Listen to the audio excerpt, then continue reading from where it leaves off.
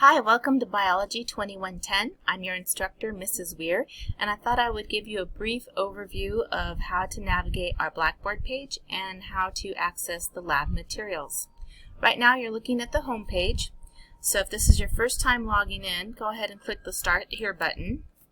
I introduced myself a little bit here in the Start Here button with my name, of course, my office location, but I'm not on campus, my office telephone number, but that's not the best number to get me to reach me. Instead, I would recommend that you download my fall teaching schedule to find out when I am available for Zoom conferencing or telephone calls, and my contact information is in there also. Here's my campus email address, but you can always contact me through course messages here in Blackboard.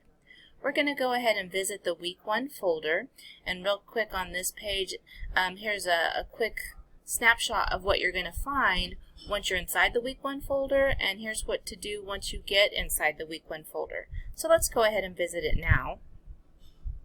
We're going to go to the coursework link, and there's two links that we can access. One is the resources link, and we'll come back to it, but I want to show you the Week 1 folder.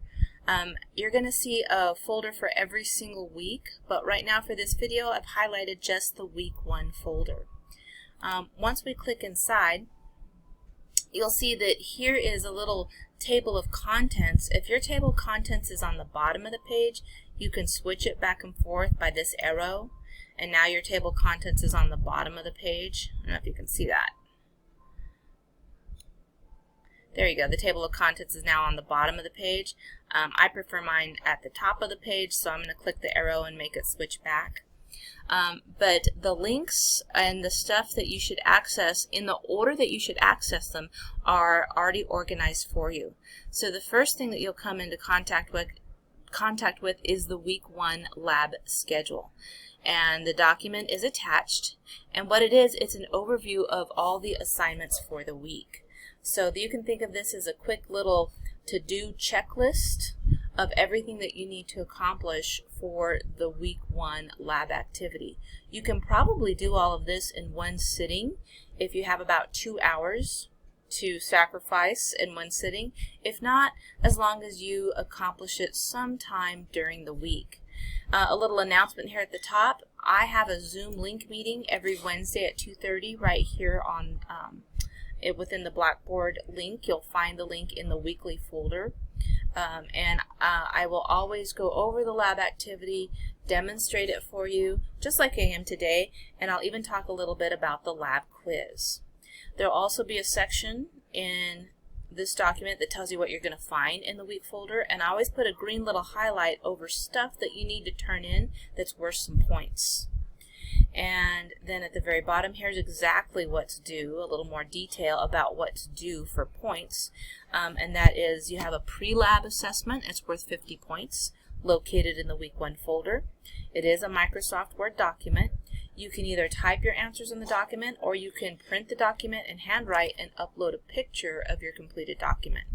The other thing that's worth 50 points is the lab quiz. It's also located in the Week 1 folder. Check this out, guys. It's open note and open book. So take good notes while you're doing your lab activities this week. You're allowed 2 attempts, and we take not the best score, but the average. Okay, the average of all of your attempts is what's going to be recorded in the gradebook. And there is a 60-minute time limit. So let's go back, and now that we've done an overview, the next thing that you'll access is that PreLab Assessment, the one that's worth 50 points.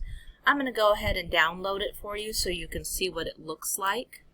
So you'll download it for this little link right there, and when you're ready to turn it in, you'll come back to this same location, and you'll see that this area is where you submit it.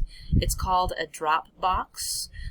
You can attach your files by browsing your computer. This is where you'll attach your Microsoft Word document, or you can attach it as a picture. You can also just type your answers. If you do the submission box, you can just type your answers in here as well.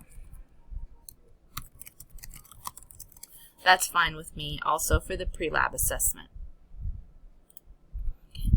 What does the PreLab Assessment look like? I mentioned that it is a Microsoft Word document, and there's only 4 little or 5 little questions. These questions, we don't expect you to know the exact correct answers because you haven't done any lab yet, any of the lab information yet.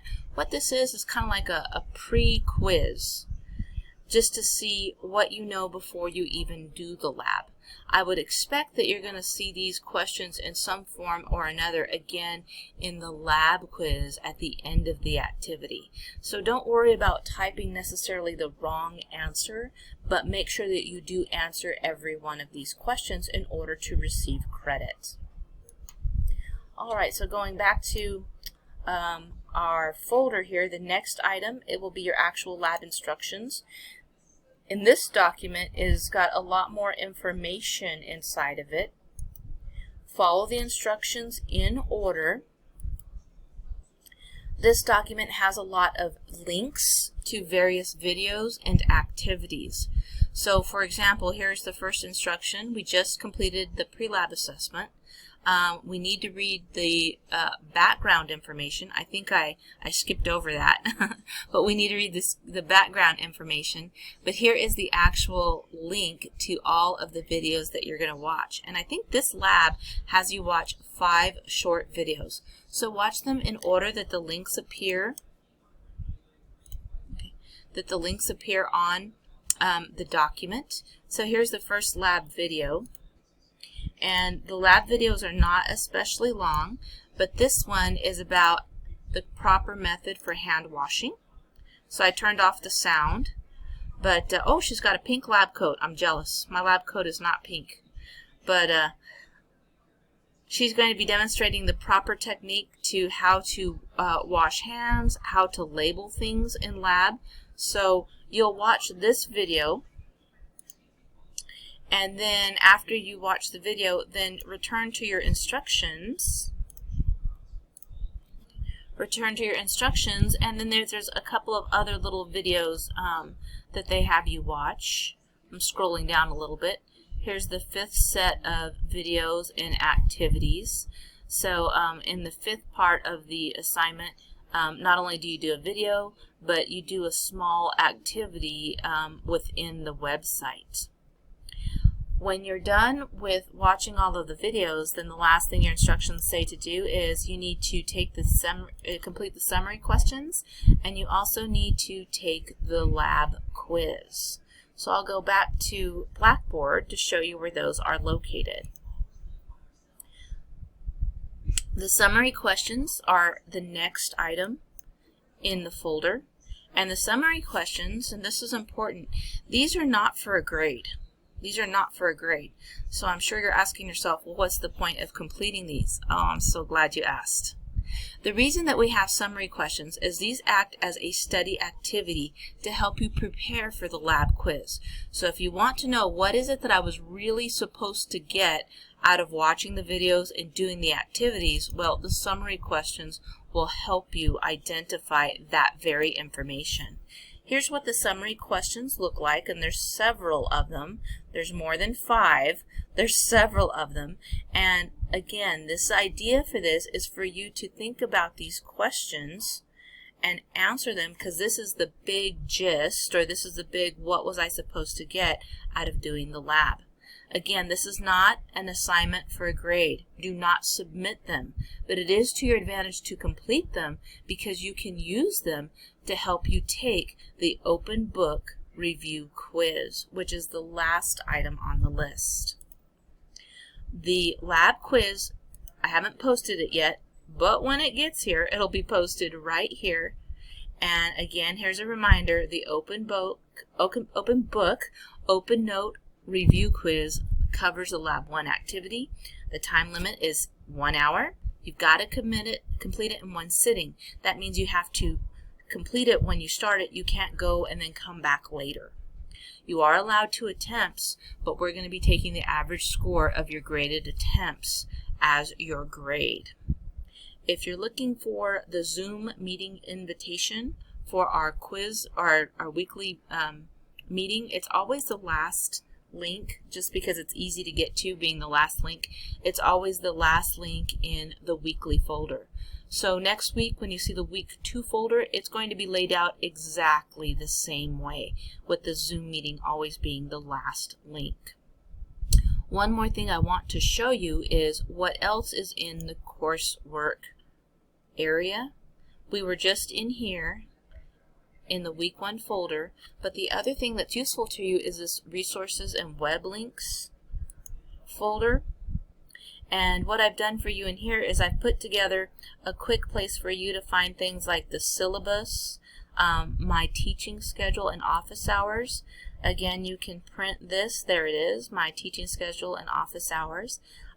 So if it says office hours, like right here, that means I'm available for you to make an appointment to speak with me either by telephone or by Zoom.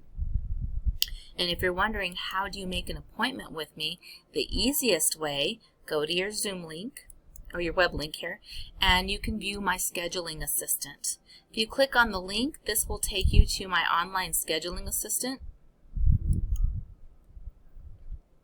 where you can see the available office hours I have for the week on any particular day. So today we're the 19th. If you wanted to see my office hours for tomorrow, you simply click on the 20th, and I've got looks like one appointment available as of right now. I had another, I'm usually available till 1:30, but I think my time slot is already taken. Let me pick another day. Here we go. So on Tuesdays, I have all of these time slots available. You simply pick the date and the time that you would like to meet with me, and these match, by the way, the handout that I showed you earlier. Once you pick a time, then you simply enter your name, your email address, and make sure you use your campus email address right here. Use your campus. Don't use your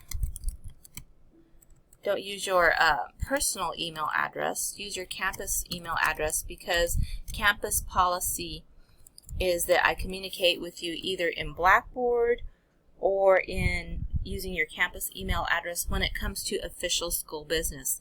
And times when you and I meet is official school business. You can share your appointment with someone else if you want to, but if not, skip the Add Guest button.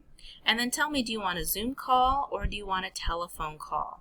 If you want a telephone call, tell me what number to call you at, and I will call you on time. And then, of course, you can give me any additional notes that you want me to know before our meeting. Okay. And then you'll just simply click the schedule event. I'll get an email, and I will send you a confirmation email, again at your campus address or through Remind. This is all I have to share with you in our initial little video. I hope you found it informative, and I look forward to meeting you on campus. Thanks for watching.